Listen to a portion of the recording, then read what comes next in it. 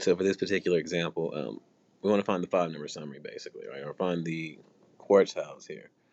In order to find those quartiles, the first thing we need to do is order our data. So make sure your data is in order from smallest to largest.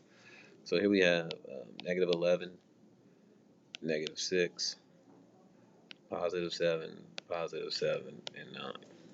First step in finding any quartile by hand is to actually find the median first. So since we have 5 values here, we can just slash this out to get to the median. So your median is just 7.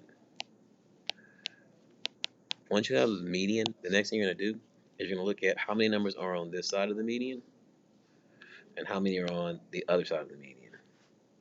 And so because we have an even data set here, an even number on both sides, we need to split and find the median for this one as well, for the lower side. So Q1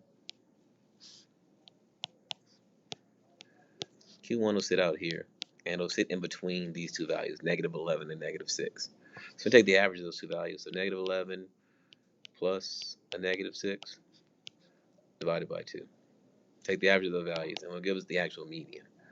So we do that, -11 plus -6 divided by 2, I get -8.5. And then the next thing I'm going to do, I'm going to do the exact same thing when I'm doing the other side over here. So Q3 sits over here, split this in half. Well, 7 plus 9 divided by 2.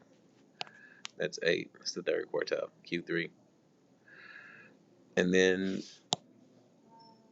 the interquartile range, to find my IQR, I'm going to take Q3, which is 8, and subtract it. The IQR is Q3